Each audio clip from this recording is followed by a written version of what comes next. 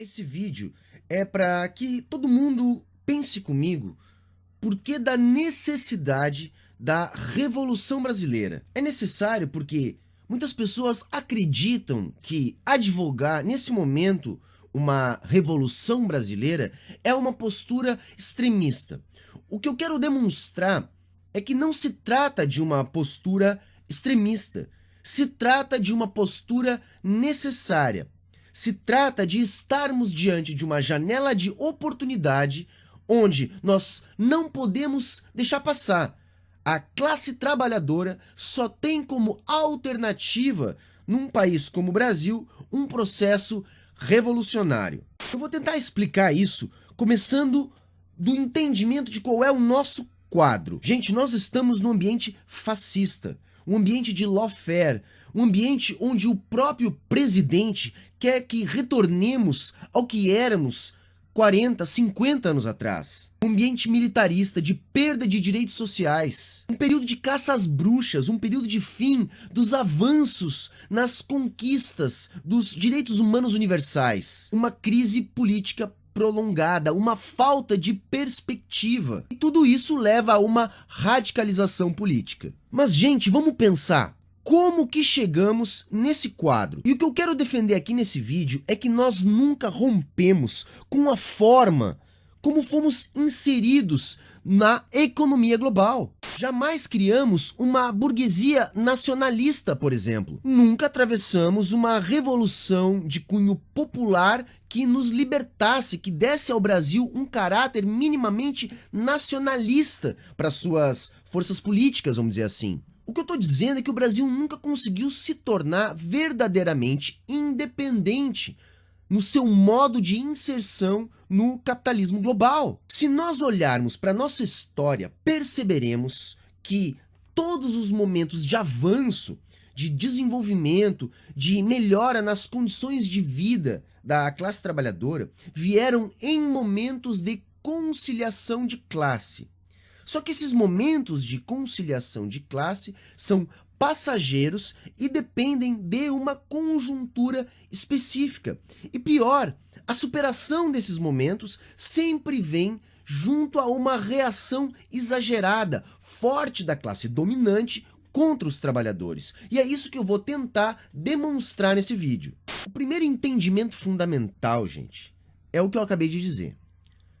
Momentos de conciliação de classe em países de capitalismo periférico dependente só podem acontecer em situações breves e específicas. Quais situações são essas? Bom, primeiro, uma situação pós-estresse traumático, ou seja, após uma grande crise econômica e social que promove um breve período onde a conciliação é possível ou quando o cenário internacional permite isso, ou seja, quando a lógica de capitalismo dependente é atenuada por um momento onde o mundo cresce em ritmo acelerado, por exemplo. Reparem, são essas as condições e essas condições são inevitavelmente passageiras e quando passam, nós veremos, a reação é de recrudescimento. Por quê? A lógica com a qual nós fomos inseridos no capitalismo global faz com que nós tenhamos um capitalismo periférico dependente. Vai estar aqui na descrição alguns vídeos onde eu explico melhor essa lógica.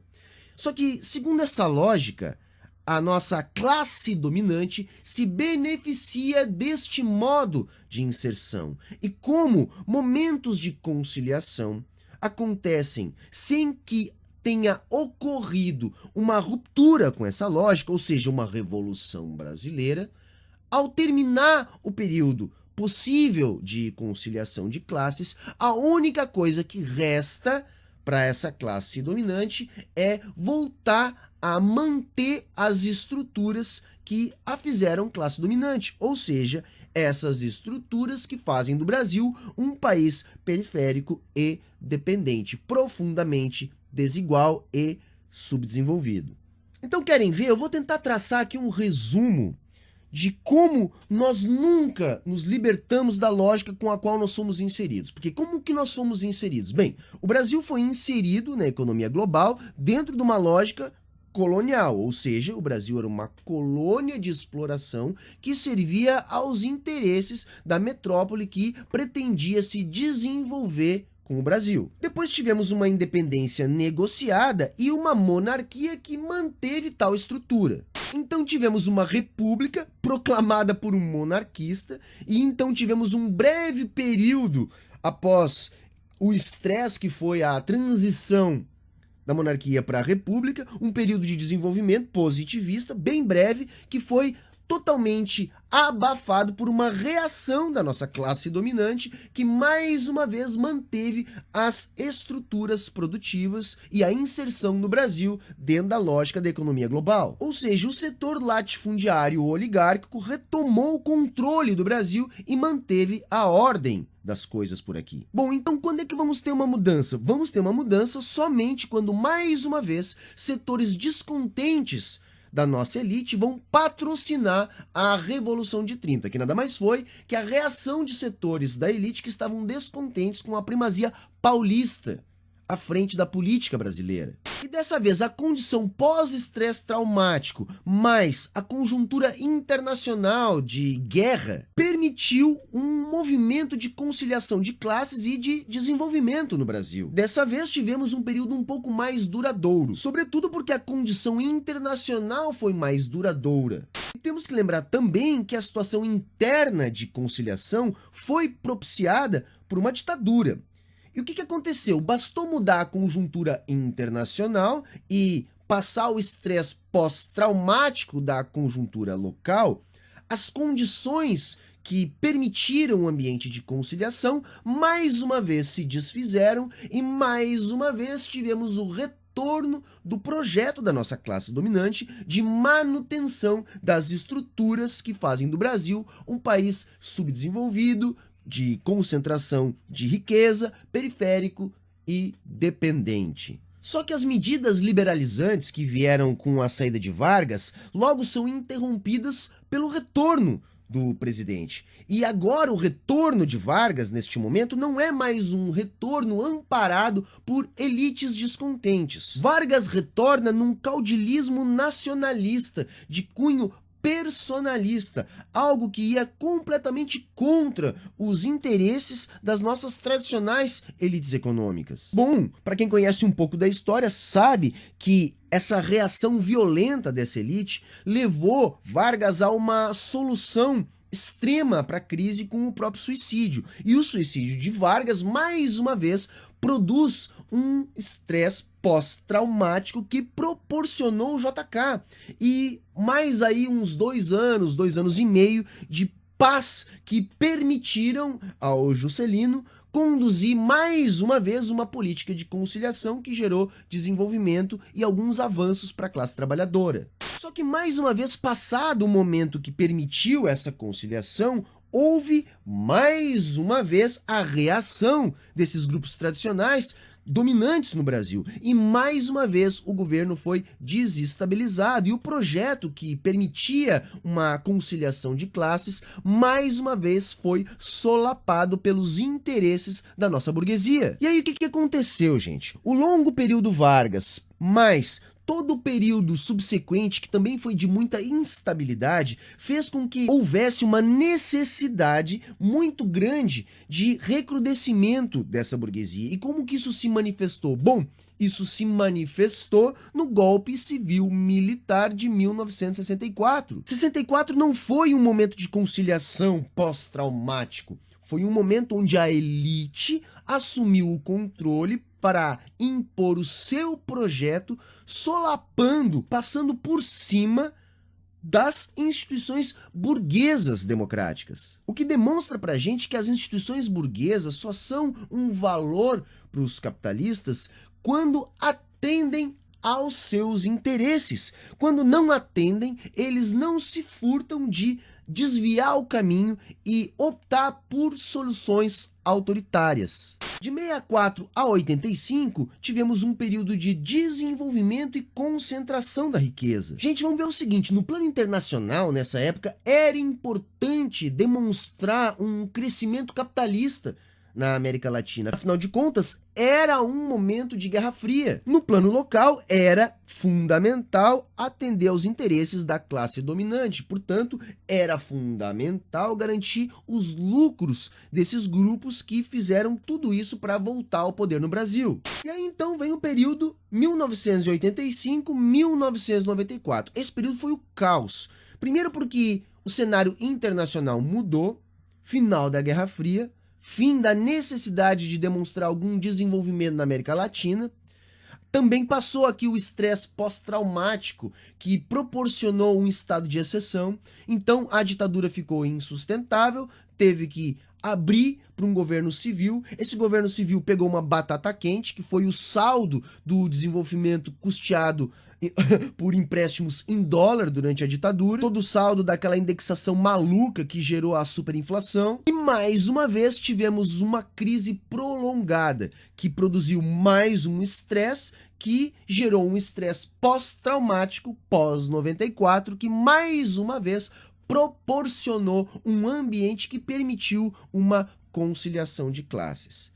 Também nesse momento começava a crescer mais fortemente o mundo, porque a China começava o espetáculo do seu crescimento, que vai ser o início do século XXI. E como eu disse no início do vídeo, estresse pós-traumático, condição internacional favorável, formam a conjuntura que permite um ambiente de conciliação de classes. O que é que nós vamos ter aí? O mais longo período de desenvolvimento e de avanços, de garantias, sobretudo para a classe trabalhadora. A questão é que, mais uma vez, a conjuntura internacional mudou, o estresse pós-traumático no nível local também passou e, mais uma vez, nossa elite econômica, a nossa classe dominante, se reorganizou para manter as estruturas que a constituíram como tal.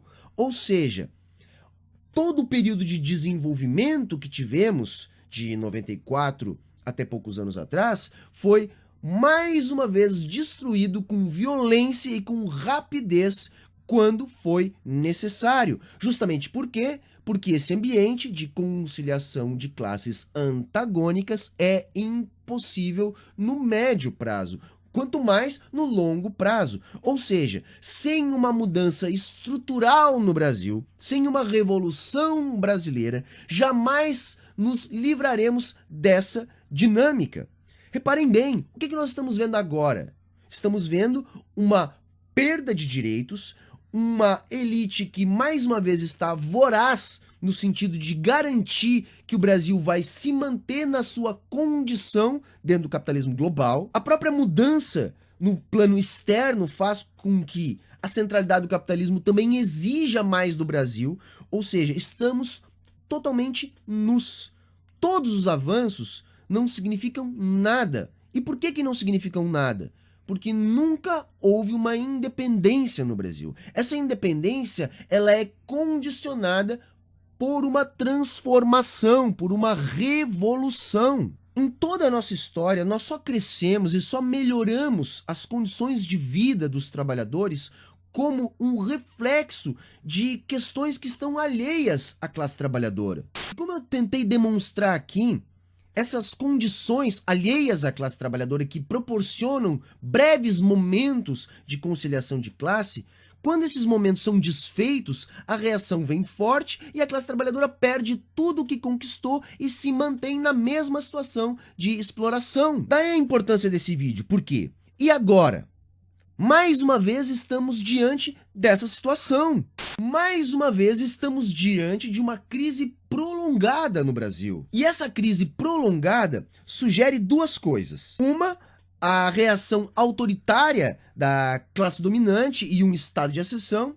E se vocês se ligarem um pouco, parece que estamos vivendo isso. E outra é um novo ambiente de conciliação de classes, proporcionado por esse estresse traumático que estamos vivendo. E aí é que tá, gente. Essa segunda opção é a tal oposição propositiva. O que eu defendo é que as duas alternativas não são bem-vindas para a classe trabalhadora. Gente, se mais uma vez nossa vitória for derrotar o autoritarismo e o projeto da direita com um projeto de conciliação de classes, nossa vitória vai ser muito, muito breve. Nosso período de trégua vai ser somente o pequeno período de estresse pós-traumático. Logo teremos uma nova reação da burguesia e dessa vez vai ser muito breve. Por quê? Porque a condição internacional e também local exige isso da nossa burguesia. Por isso que eu estou fazendo esse vídeo, por isso que nós precisamos aproveitar essa janela de oportunidade que é a crise, porque a crise faz com que haja radicalização. Vamos aproveitar essa radicalização que produziu o Bolsonaro para tentar mostrar para as pessoas isso que eu acabei de dizer, que é impossível termos qualquer alternativa fora da Revolução Brasileira. Somente assim vamos conseguir a verdadeira libertação nacional, somente assim vamos poder ser os verdadeiros condutores do nosso destino. Só assim podemos mudar a forma de inserção do Brasil na economia global. De qualquer outra maneira, no máximo conseguiremos um voo de galinha e nós não sabemos, depois que essa galinha aterrissar, o quanto de direitos perderemos. Tá ok, moçada? Eu vou voltar a falar sobre esse assunto. Eu quero falar ainda como fazer isso, as coisas estão um pouquinho mais claras na minha mente. A gente não precisa sair pegando em armas, não é isso. Agora a ideia é demonstrar que esse é o caminho. Se não houver uma ruptura completa com a nossa forma de inserção no capitalismo global, e isso passa necessariamente por uma revolução, não teremos alternativa. Então, o primeiro momento é a conscientização, e estamos diante de uma janela de oportunidade. As pessoas estão radicalizadas pela crise prolongada. Então, cabe a nós, classe trabalhadora, esclarecer para os nossos irmãos.